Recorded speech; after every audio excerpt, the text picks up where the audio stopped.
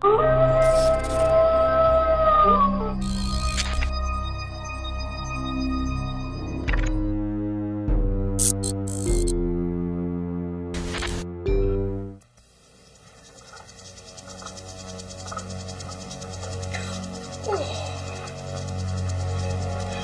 na matutuwa ang mga bata nito. Ay, naku naman ho. Eh, ba't hindi naman ako kayo magpahinga? Ako na ang bahala dito. Ako na ang magtatapos. Hindi pa naman ako pagod eh. Eh, ilang gabi na ho tayong puyat eh. Sige na ho. Lydia, 30 taon ko nang ginagawa ito. Panata ko na ito para sa mga batang kapuspalan.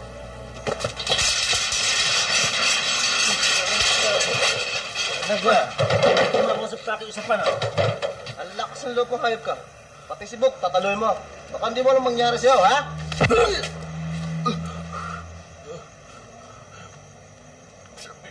Payanan ko naman si Bok eh. Pero hindi ngayon. Sa linggo. Pagka hindi ka nagbayad, alam mo na mangyayari sa'yo. Ha? Pabayad ako. Bibisyo-bisyo ka, hindi mo kaya. Kailangan sa'yo, ganyan. Gaganda, no?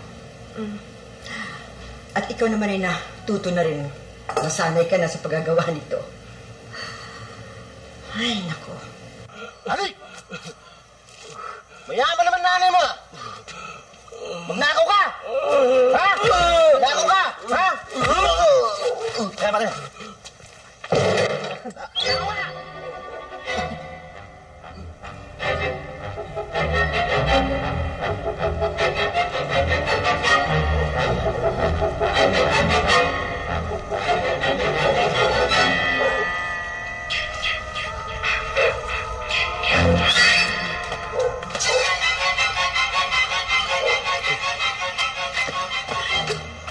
Ano na namang gulo to?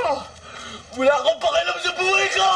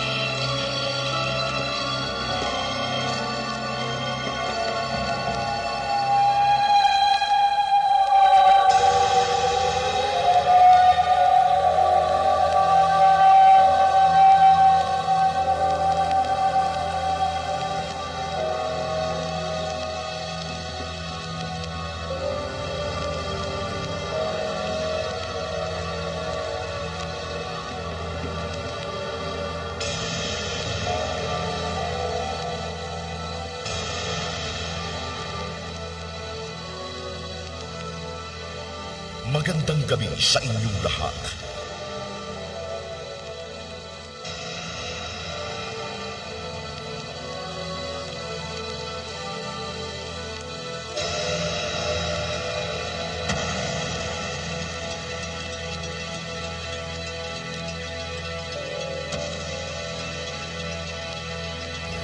Ngayong gabi ay mapapanood nyo ang isa na namang kwentong nababalot ng hiwaga. Ito ay tungkol sa isang manggagawa ng mga laruan na ang layunin ay makapagbigay aliw sa mga batang kapuspalan tuwing sasapit ang araw ng Pasko. Halikayo at ating tunghayan ang kanyang kasaysayan. Nakapagsisisi. Kung alam ko lang, kanya na igaganti sa akin ng batang niya. Sana hindi ko na lamang siya kinuha dun sa ampunan. Kayo naman ho. Mabuti po kaya magpahinga na ho kayo. Magbabago rin naman ho yun si Lando eh. Wala na. Wala nang pag-asa kay Lando.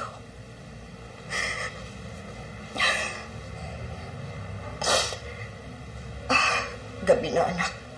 Baka hinahanap pa na dun sa inyo. Alam naman ho ni Itay na marami pa ho tayong tatapusin eh. swerte ng mga magulang mo. Ang mabuting anak daw ay nagdurugtong pa ng buhay sa kanyang mga magulang. Kung sakaling iniisip ko, paano na lang kung hindi ko na magawa ang panata ko? Paano na lang ang mga bata sa darating na anibersaryo ng ampunan? Ibig ko merong magpatuloy ng gawain ito. Kay Lando, wala akong nakikitang pag-asa kay Lando. Nais kong ipagpatuloy ang gawain ito.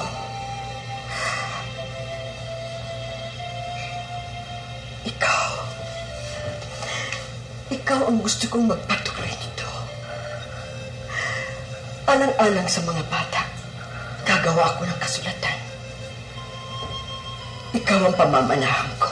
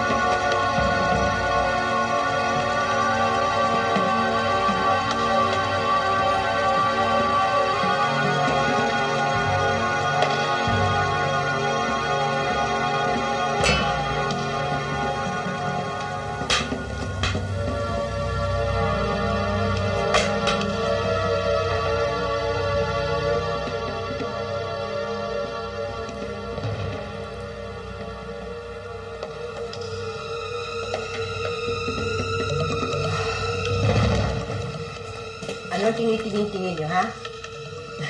Bakit hindi pa kayo matulog? Nagpupuyat din kayo katulad ko, ano, ha? O siya, sige. Magpapahinga lang, mami.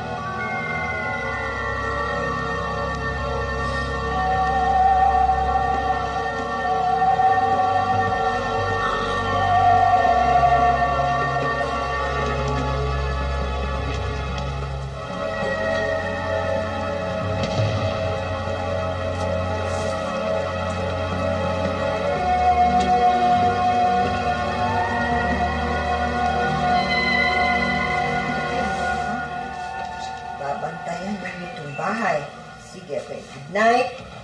Bukas tayo muli magkikita, ha? Sige na. Orlando, bakit hindi ka pa natutulog? Ha? Umiinom ka na naman.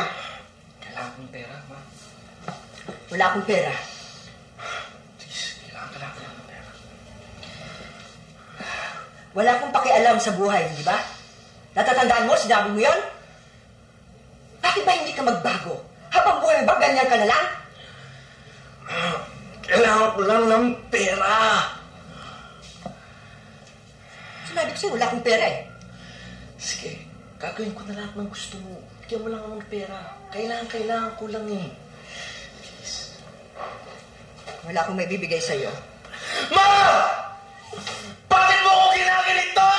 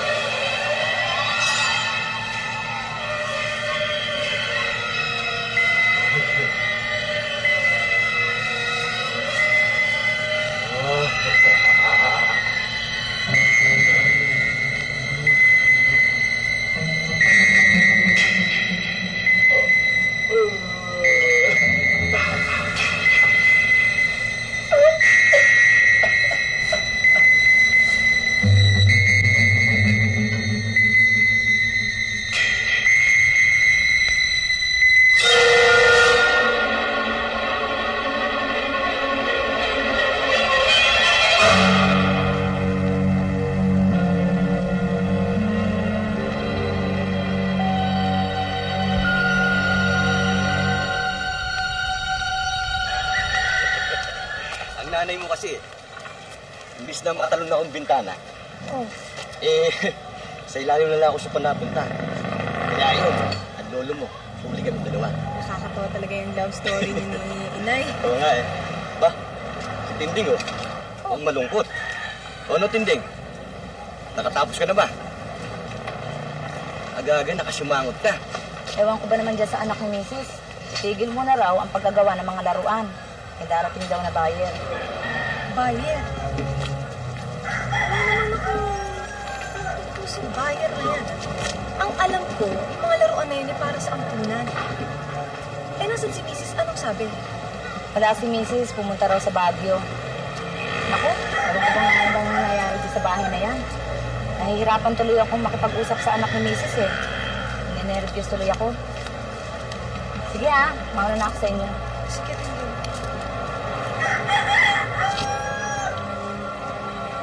Ano kaya nangyari? Tay, alam niyo, masama ang putok ko dyan kay Lando. Ilang araw lang kakaibang mga kinikilos niyo. Tsaka wala naman dapat desisyon sa Mrs.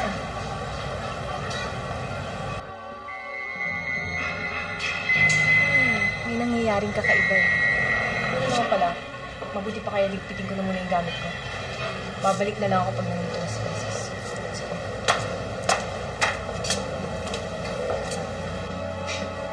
Pero Lando, ilang pung taon na namin ginagawa ito ng mami mo. Panata na niya ito. Kung ayaw niyo maniwala sa mga sinasabi ko sa inyo, wala ho akong magagawa, Mang Victor. Ang sinabi ko sa inyo, binili lamang ng mamapag siya umalis. Paano ng mga bata sa ampunan? Wala ho akong pakialam sa mga bata sa ampunan, Mang Victor. Ang intindi niyo ay yung trabaho niyo. Hindi ko yata magagawa ang pinagagawa mo, Lando. Gusto ko munang makausap ang mami mo. Bago natin desisyonan mga laruan na ito. Kabilang na rin ako sa panatang yan ng mami mo. Anong gusto niyo mangyari? I-deliver niyo ang mga laruan sa Divisoria o tuluyan kayo mawalan ng trabaho? Kung gano'n, hihintayin ko na lang pagbabalik ng mami mo. Bahala kayo.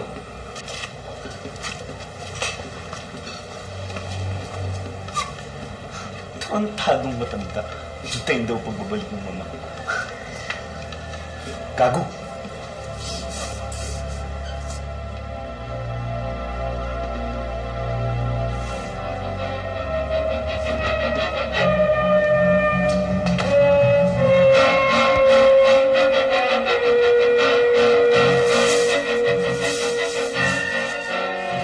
Bakit ka nandito? Kanina pa kita hinahanap eh. Nandito ka lang pala.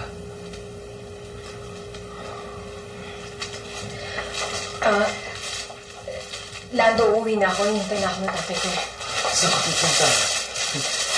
Sandali.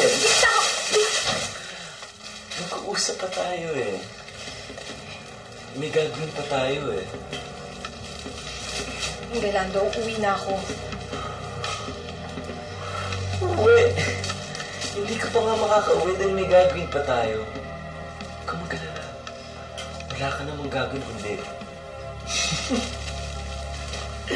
Dudobling ko sweldo mo.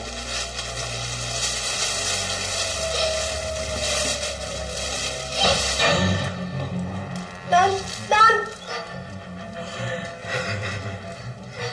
Uuwi na ako. Tita! Ako muna. Tita!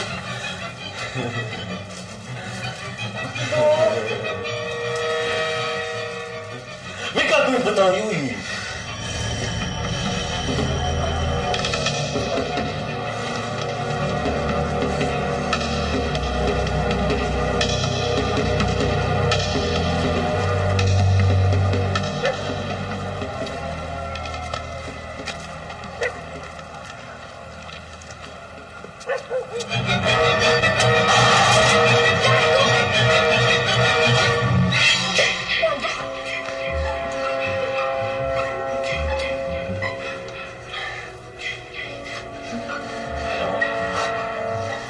Paman, gusto na kitang barkadahin.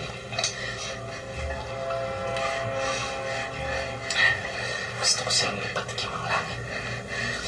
Gusto ko sa inyo pakitin kung anong natitikmo ko ngayon. Alam mo kung bakit? Dahil type kita.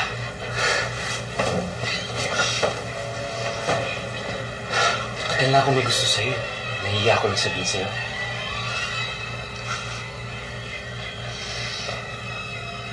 Halos gabi-gabi, pinagtitripan kita. Nando, uuwi na ako. Pag malaman ni Itay na nandito ako, papagalitan ako eh. Bakit? Hindi mo ba sinasadyang magpaiwan dito para magkausap tayo? Alam mo, Licha, ang ganda-ganda mo. Ang bango-bango mo. Akala mo ba makakalapas ka pa ng bahay mo? Bahay na to. Walang nangyayari sa atin.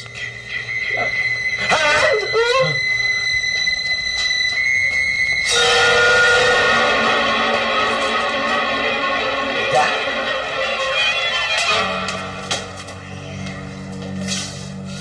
Liga! Uuwi na ako, Nando. Please. Hindi ka uwi! Nando, uuwi na. Liga? Liga?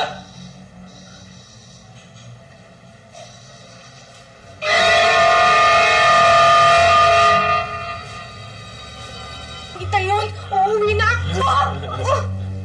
Nando! Bakit? Saan ka pupunta? Nando! Uuwi na ako. Kasi ka uwi!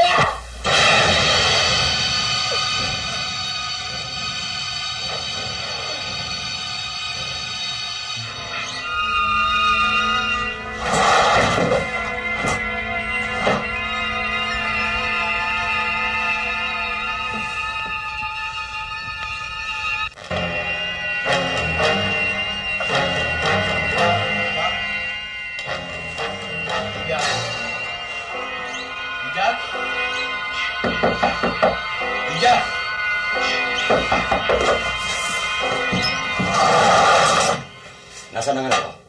Ewan ko! Iniwanan ko lang kanina dito ah. Malay ko! Hindi ko na alam kung asan anak niyo eh.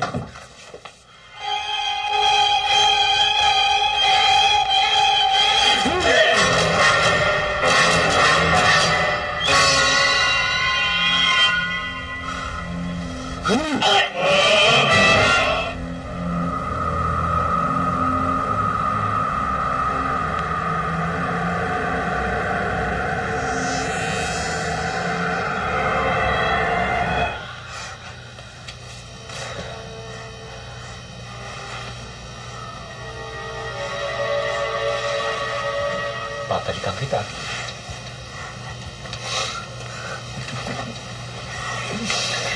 Babalikan kita.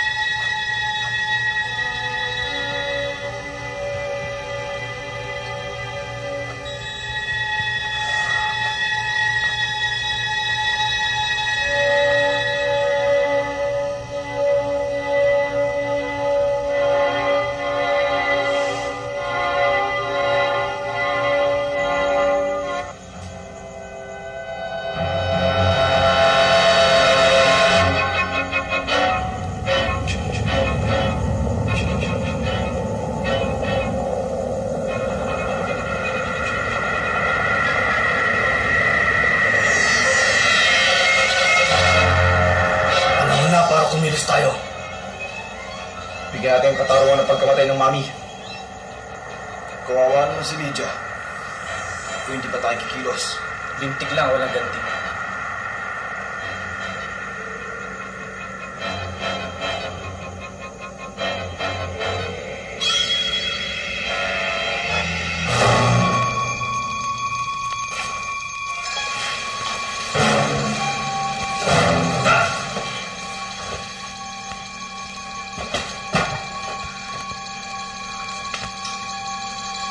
Lando! Sino kayo?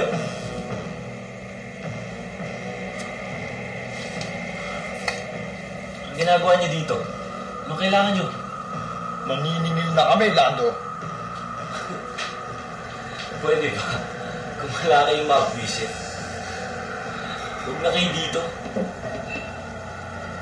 Baka pag ako naasar kayo, patad-tarin ko yun. Gaya ng ginawa mo sa mami,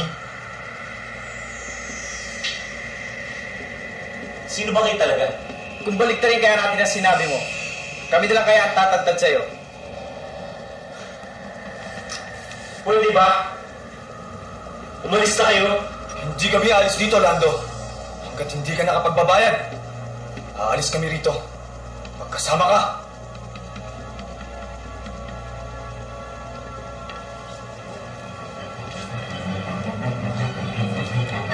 Sumama ka sa amin. Tingnan niyo ako!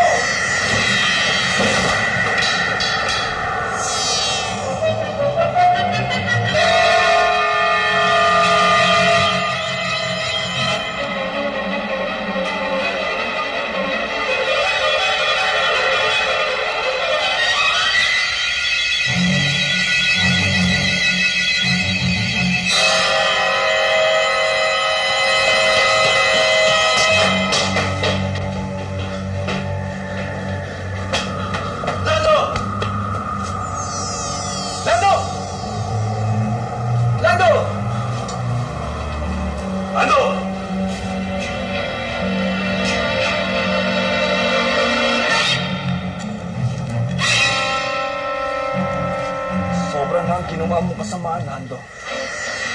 Kami na lang ang hahatol ng mga pinagawa mong kasamaan. Ang kasalanan mo sa pagpatay kay Mami at sa pagpatay mo kay Mang Victor. Sa pagkakasamantala mo kay Lydia. Ano ang ginawa mo sa kanila? Gagawin din namin sa'yo.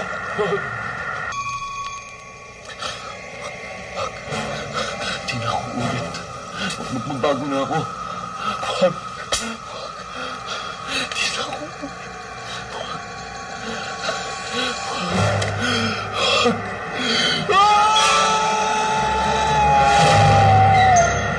Para kay Mang Victor. At sa pagkakasamantala mo kay Lydia. At ang kasalanan mo para kay Mami. At para sa aso.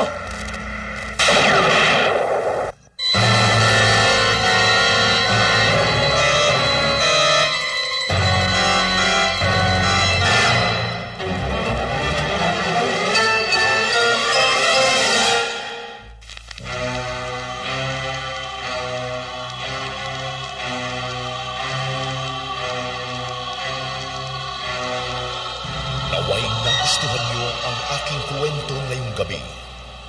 Ang bawat kasalanan ay may katumbas na hatol. Kayo, baka hindi pa kayo nagbabago. Huwag niyo nang hintayin pa ang katumbas na hatol sa inyong kasalanan. Bago mahuli ang lahat, mag-isip-isip na kayo. Hanggang sa muli nating pagkikita, maaaring kasaysayan mo ang mabuklat ko sa Aklat ng Kamatayan.